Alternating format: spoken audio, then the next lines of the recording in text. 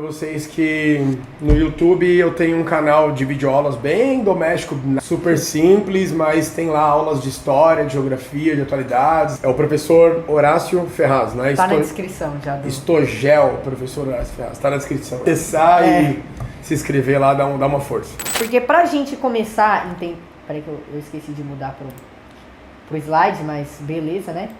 Que pra gente começar a entender de fato o que aconteceu nas crises dos mísseis, a gente tem que entender primeiro o contexto dessa história, que era o quê? Fidel Castro.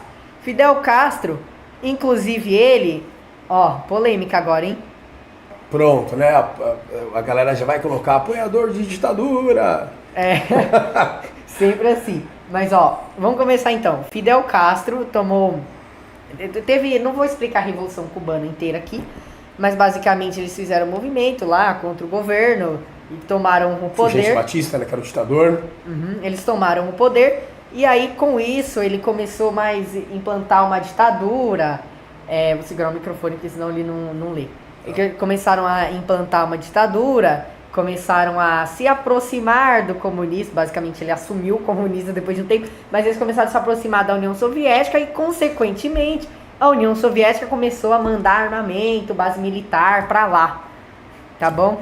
Inclusive tem a foto dele aí com o nosso atual terceira vez presidente, né? Coitado dele, né? Nessa foto já tá mais velho, ó. Aqui ele tá novo, aqui ele já tá meio... Ali ele já tá com 200 anos, né? Meu Deus, ali já tá se apoiando no Lula ali, pelo jeito, né? Todo carinho. Quer falar mais alguma coisa sobre Revolução Cubana? Eu acho interessante, assim, como o Otávio falou, nós não vamos se alongar tanto nos temas para não virar um aulão, né? Mas Cuba se libertou do domínio colonial espanhol em 1898 e passou a ser uma espécie de república manipulada ou mediatizada pelos Estados Unidos da América. A maior parte das terras, das fazendas, das empresas, dos hotéis, bordéis, eram liderados por empresários norte-americanos.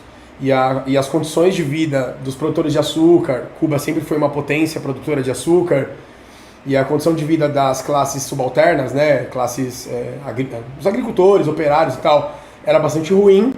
E o último ditador de Cuba antes da Revolução, Fulgêncio Batista, era uma figura bastante controversa, uma figura bastante corrupta, e tinha uma inimizade, ele era muito impopular, né?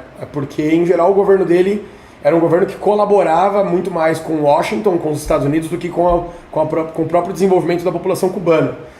E o Fidel, ele surge não soviético, ele não surge declaradamente socialista. Havia uma disputa entre a cúpula do Fidel, do Che Guevara ali, dos caras que tomaram o poder em janeiro de 59. O socialismo soviético não era uma primeira opção. Então por que eles decidiram declarar a aliança com Moscou? Porque eles estão a 170 quilômetros da Flórida. Cuba fica a 170 quilômetros de barco dos Estados Unidos. E a elite cubana que fugiu na Revolução buscou apoio dos Estados Unidos, e os Estados Unidos vão dar treinamento paramilitar para retomar o poder, para derrubar Fidel. E Fidel sabia que sozinho, com pouco recurso e treinamento, isso, aquilo, eles seriam uma vítima fácil aí, possivelmente de uma intervenção militar norte-americana, que já estava previsto na Constituição de Cuba.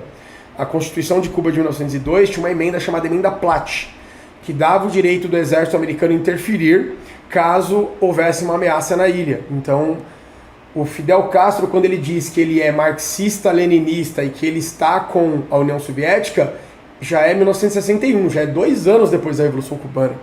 Possivelmente como uma forma de buscar uma cooperação e se manter no poder, porque ele não se manteria no poder se ele não tivesse o apoio da Rússia. Resumindo, ele queria ficar no poder e aí ele foi em quem teria mais vantagem, né, se ele fizesse isso. Sim.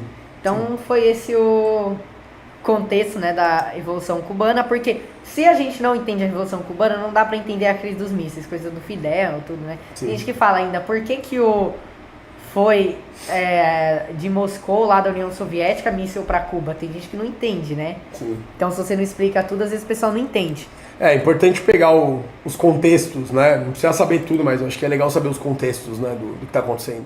Professor Horácio, eu sou professor de História, professor de Geografia. Como eu falei, eu sou graduado em História, graduado em Geografia, tenho algumas especializações, faço mestrado em História pela Universidade Federal de São Paulo, estudo Manancial, estudo a Billings, também tenho pesquisas na área da educação e direitos humanos, um historiador, geógrafo mais voltado ao meio ambiente do que propriamente a conflitos geopolíticos, né?